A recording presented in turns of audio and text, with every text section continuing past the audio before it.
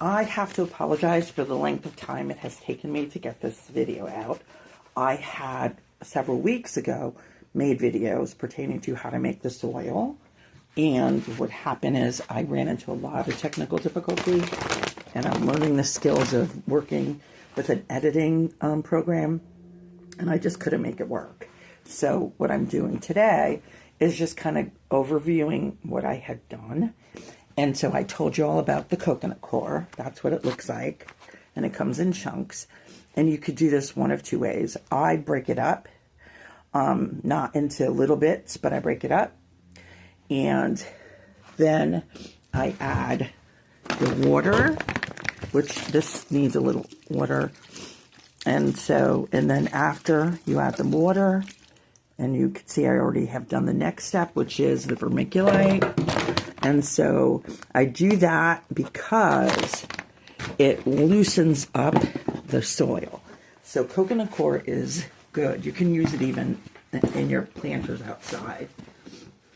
But you've got to mix it in really, really good and get it all throughout.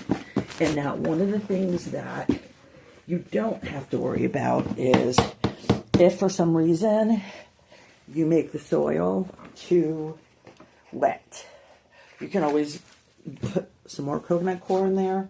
What I've done when I just did my just transplanted all of my squashes, which you'll see in a video as well. It was really wet soil, but it really did good for the plants that I was transplanting. So to start with, you might not want it super wet, but when you're transplanting, it's real important that plants are wet. You can't, like even when you put them in the ground outside, whenever you're done growing them inside, or like I have little raised beds that I'm using, even to go into raised beds, anytime that you are going to transplant, you need water and preferably a little, especially when you're transplanting outside, and you would use a little fertilizer. And as you could tell from the vermiculite, I tend to use all organic. It's really rare for me not to use organic products. Now that's me, and it's just because it hurts the soil if I use others. So that's just my choice. You don't have to. Miracle-Gro is lovely and it helps plants grow fine. This is just a choice that I've made. So I just wanted to see that. And I will now go on to the video with putting the soil into the tray so that you can plant. I'll be right back. So now I'm going to show you how I go about putting all the soil into the trays. This is a tray, I believe, with 72 seed pods. And so I wear gloves, either the plastic gloves, but today I'm just going to wear my gardening gloves. Gardening gloves are real important. And so what you would do is you would just pick it up and just start putting it on the top. So you would pick it up and just start putting it on the top.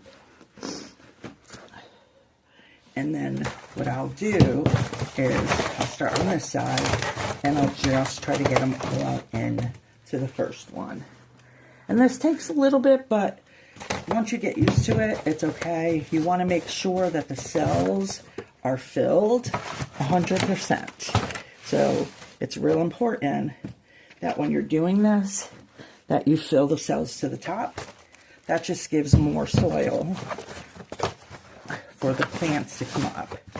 And that's real important. So, like for my squash and my pumpkin, I did that, and they needed it. Within 9 days, I had to transplant them. So if I had not made sure that there was enough soil in every one, it could have harmed them. But because they had really deep roots for a short period of time of growing, which is why we make sure we put certain plants to grow first. And like the melons, well, I'm doing watermelon and cantaloupe, and they're coming in, and they don't take a long time to start. Just like all my squash, I'm growing butternut squash. I'm growing patty pan squash. I'm growing acorn squash.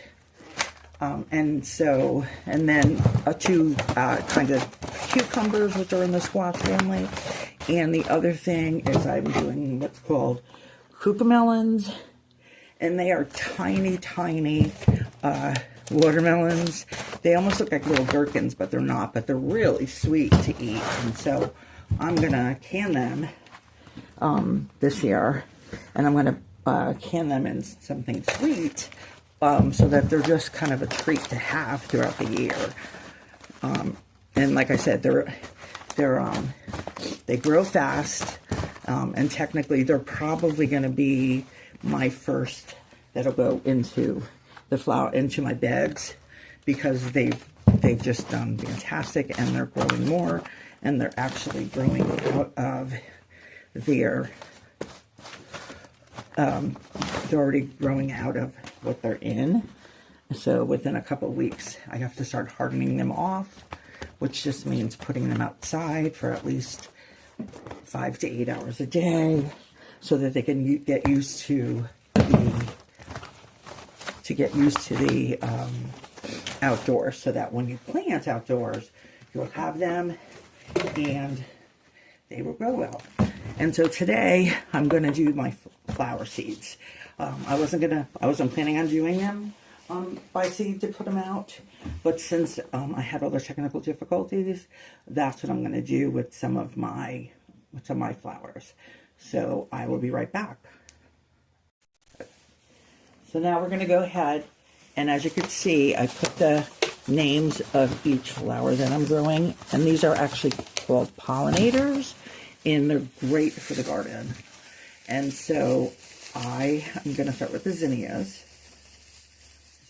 And these are, some of these are seeds that I save from year to year, which I'll teach you all to do in the future. Because if we can save our own seeds, then we don't have to worry about purchasing anymore, technically. So you'll only need to, and this goes for like the watermelon and the cantaloupe and all the pumpkins, all the squash rather. It goes for everything. Mostly everything I'm growing this year, half of them are what I had. All the eggplants are mine that I did. And then all the big watermelon, I mean not the big, well yeah, the big watermelons, but the big cucumbers were mine as well that I had in my seed library.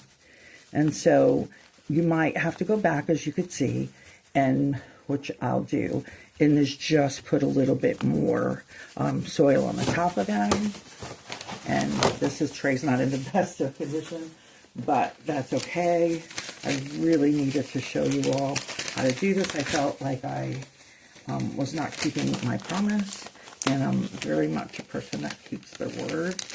So I was going to try really, really hard to make sure that I can go ahead and teach you how to grow from seed indoors. And so now these are the California poppies. And again, as you can see, this is what I usually do. I put them in these kind of bags.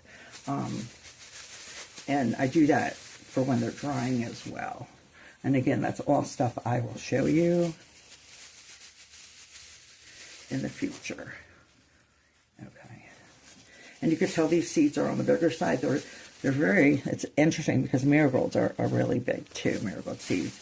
And those I'm just going to plant in each of the containers where I'm growing stuff, especially for my cabbages and my escargot and broccoli, because they help. The bugs don't like the taste of them. So because of that, that means that I can have healthier plants. And I will teach all about that as well when I'm transplanting outside. I'll show you how I'm doing everything. And if I need to, which I'm glad to, I can put my list of what companion planting is.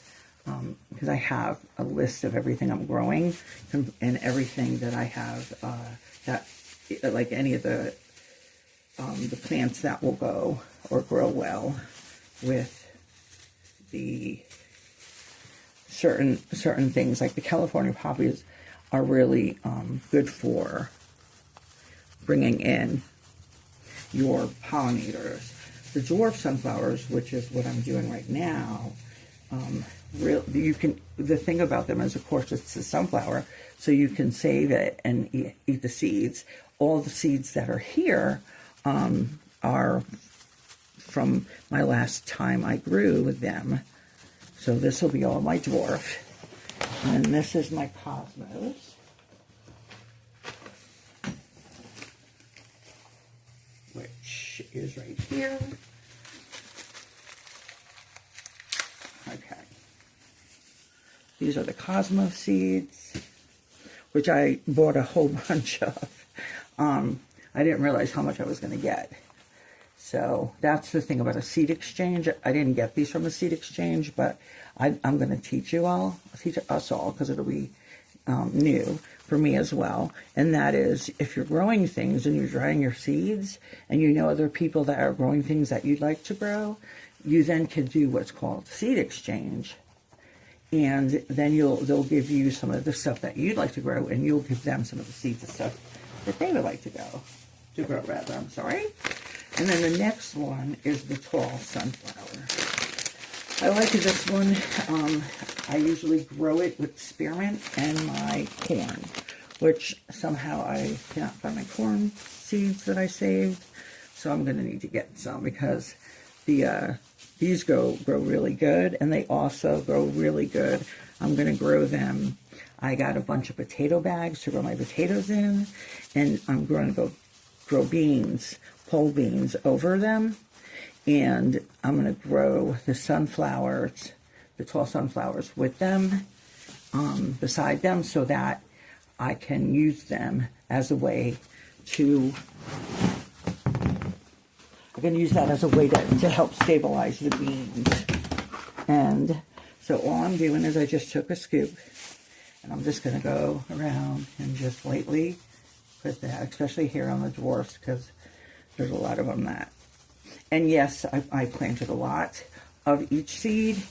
I'll have to thin them, but you want to make sure that you're going to end up having enough plants. And sometimes seeds might not do as good as you hope they would do. So the more you put in, the more you're likely to be able to get what you need for your garden. And again, like I said, these are all pollinators. They're pollinators. They're really good for the garden. And what they do is they bring in the bees. They bring in dragonflies. They bring in a lot of different pollinators. And so, which is something that you'll want to make sure that not only is your garden growing well, but that you're attracting pollinators to your garden, because the bees pollinate everything. The bees do, the dragonflies, you know who else do? Moths do it as well. I never realized that moths were pollinators. So growing things that the pollinators attract certain bugs, like I'm not growing them this year, but I normally grow what's called it's like 4 feet, 5 feet, a Mexican sunflower, and I had them for years, and they would get like 8 feet tall, but they attract specifically monarch butterflies. And so I haven't grown them in the past couple years, so I don't have seeds right now, but I'm hoping to trade with some seeds. But I just wanted to let you know that this is how you do it. And as these grow, I will go ahead and show you. Thank you so much, and I'll see you in the next video.